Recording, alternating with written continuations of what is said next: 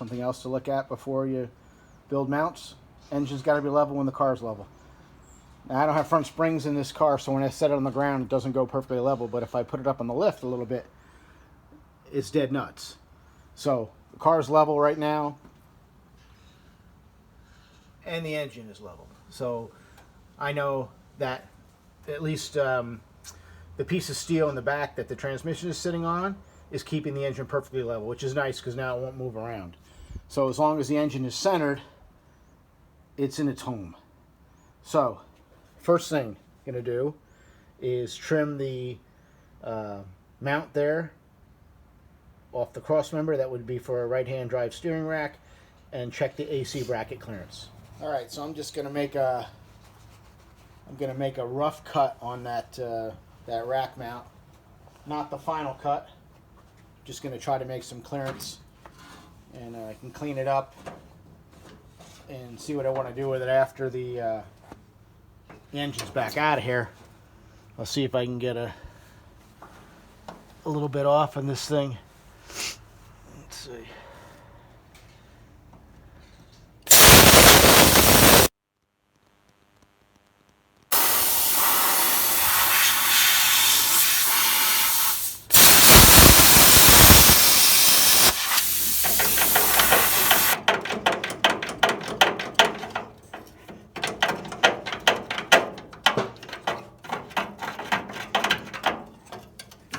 Come on. Tough to get that. I don't want the plasma too hot for too long down there with the steering rack. Right there. All right. Okay, so that's a rough cut. Now, see if that's enough.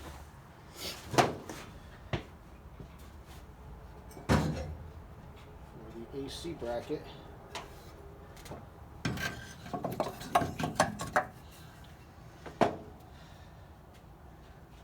Woo, she's tight, but I have more room. I can trim that a little more. That was just a good guess. It fits, but if I take it down another ½ inch, I'll be all right. So what I'm going to do is bolt that up to the block and then bolt the AC compressor on and see what that clearance looks like.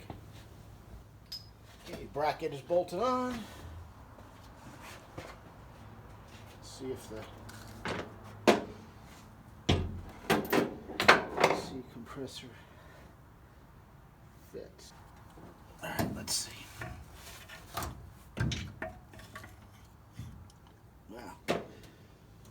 It's going to work.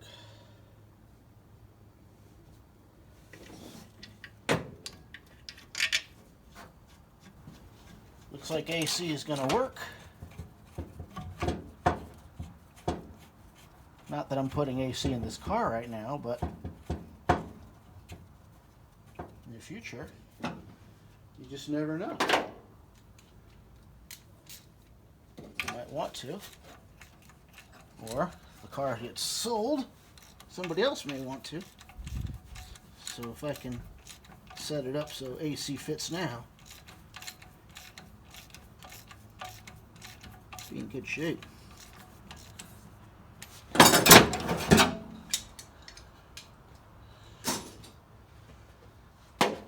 I don't think I need the bottom 2 bolts in tight. It's obvious it's going to work. I like it. Put the bolts so I don't lose them. I like it. I like it a lot. Okay, so that's the ACs now. I know will clear. I'll clean up the mount that I cut once the engine's out before paint. That's why I do all this stuff now. Better to do it now before we start actually cleaning things up. Okay, so that's going to work. Next issue as far as clearancing is battery tray. That's got to go away. Guts to go away. Alright, so we'll cut that out next. So same deal with this. I know the whole battery tray is going to be removed, but I only need to remove a section of it right now just to make sure I have clearance for my accessory drive on that side, and then once the engine's all out, everything can be cut back and cleaned up the rest of the way. But it's easier to cut less now, and rather than cut the whole thing out, just in case I need something or something anywhere else, bracket, who knows. I don't know how my cold air pipes are routing yet, so I'm just going to cut maybe half of this thing out for now, which will be plenty.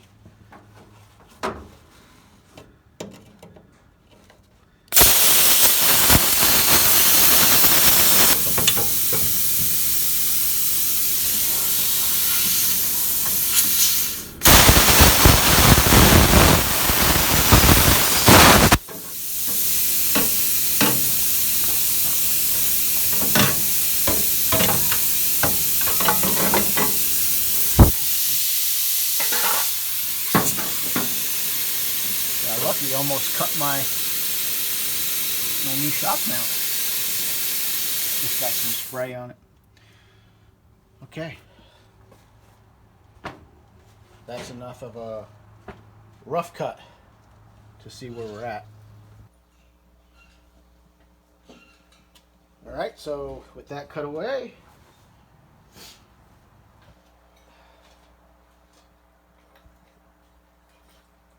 next thing,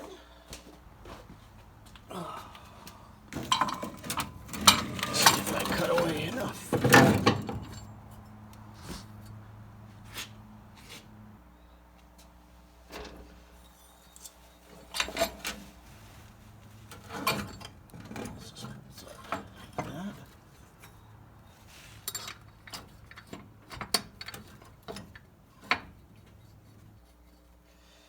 And of course the power steering line leaks even though I drained it 1,000,000 times. Now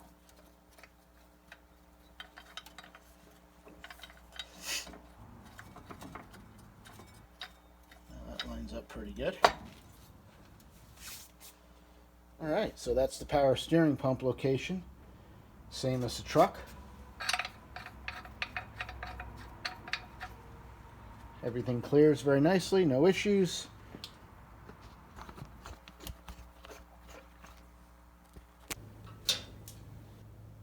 Bolted right up fine. I will have room for my power steering lines that I'll have to make because the rack connections are actually right down there. So should be the shortest power steering lines ever. I'll probably have to put a loop in them just to have room to make it work. I don't know if I can make a straight shot. I have to wrap them around. No problem. That looks good. So that works. All right. So that wasn't too painful. I know everything's going to fit now. So that's nice. I may even keep this tray here and use it if I need it for a base, for bracket mounting or anything, or PCM mount. Maybe you can go there or something. It depends. I have to see where the air intake charge pipe comes in. But I don't have to butcher it all out right now. At least I know everything's going to fit. So that's nice. Okay, next comes the first of the surprise deals. So first of the 3 deals. I've been looking on Marketplace and I found some deals. I found these. I picked these up this morning. I had to drive about an hour and a half to get them. But these are obviously stainless turbo header set with the crossover pipe. Has the little section for a 44mm wastegate, the mount for a T4 for the turbo, and they're pretty nice. One thing that's strange is there's an O2 bung on the passenger or driver's side one, but there is no O2 bung on that one, so I'll have to add O2 bung. So I think these are just universal. I don't know what they're for. The guy bought them for a Camaro, and they did fit in a Camaro, but then he got rid of that and got a Mustang, and they didn't fit in the Mustang, and he only used it for mock-up. He never really ran them, so they're brand new. Right now on eBay, these things are selling for about, I think, $300 to $350, and I picked these up for $150. So you can't beat that. I wasn't sure if I was going to make my own turbo exhaust setup, if I was going to use one of those cast log manifolds, which are also really cool. Prices on those have been fluctuating all over the place, so you never know what they're going to cost, but for $150 I couldn't turn this down. So I'm going to bolt these up and see what they look like for clearances. Okay, bolted the driver's side header on with a couple new Dorman bolts. Had to buy new bolts, obviously, because most of mine broke. So we got some new ones. Everything looks really good as far as this side. My steering rack is down there, and it's hard to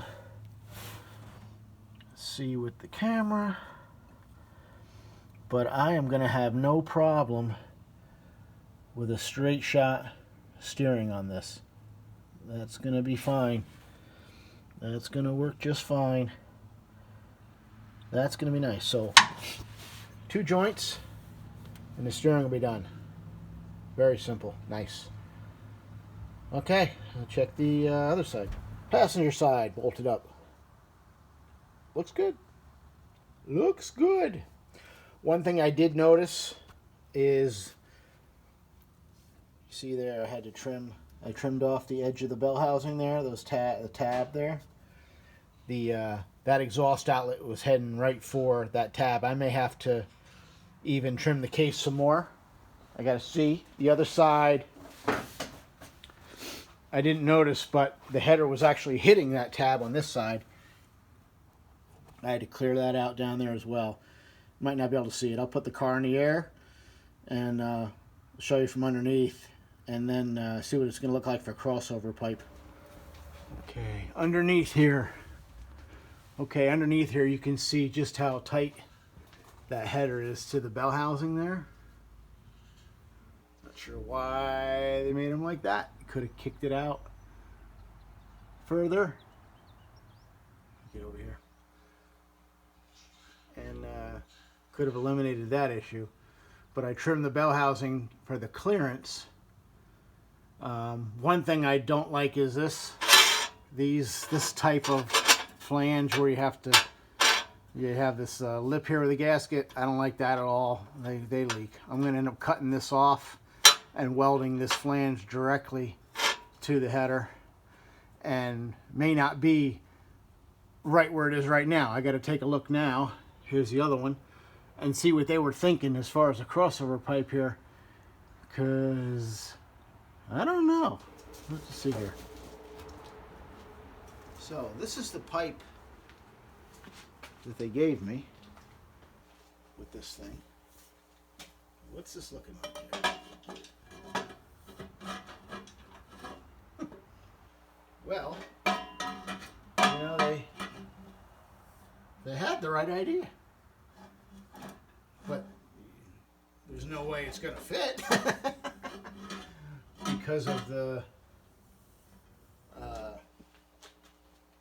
transmission pan. You can't get this here and have that go there. That's physically impossible. So a couple ways to resolve this. Obviously I gotta have a clamp on that side to make it, and then I could cut and lower the header down and get that more in line, because it really needs to come down a couple inches, really. I almost have to put a sweep or something in there to make that work. Otherwise, I'd have to bolt it like that, and right here, cut it and angle that up. That might work as well.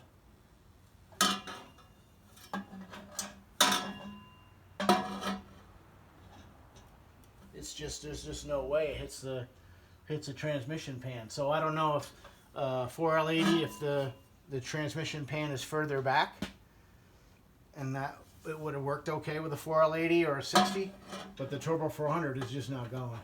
No way. It crashes right into the transmission pan. But it's not horrible.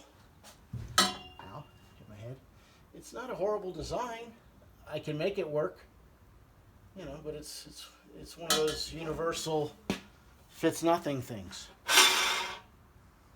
But it can work, so that's goodness. So far these headers will work. Now comes the next test. So after spending some time looking at this, I've decided that I'd like to have my crossover pipe in front of the oil pan sump instead of back there by the torque converter. I don't think it's a good idea to have heat radiating off the exhaust right at the torque converter. I mean, that's probably the worst thing it could do. So why they made it like this as far as a kit, I have no idea. You know, the passenger side, no problem. I can trim that and sweep that back toward the front of the oil pan, no problem. This side, not so much. I guess that's just, you know, what you could say typical of a universal kit that, you know, is supposed to fit everything, but really fits nothing. So what I've thought about doing is buying another set of headers, just plain stainless headers, and try to find something that dumps higher up and more toward the middle of the block or between the last two cylinders on the driver's side, and use that so I could sweep forward to the oil pan. And those are headers. There's a couple different sets. I have to look at them to see which ones. So they're about $100 a set. So then you say, okay, now you've got $250 invested in your headers. Well, not really, because it's going to be two sets. Because the other set, I'm only going to use the driver's side. I'll save the passenger side, and I'll use this one with that passenger side from the other set, because it's a good header as far as a regular, typical dual exhaust system. I can make that work. And not everything I build is going to be turbo.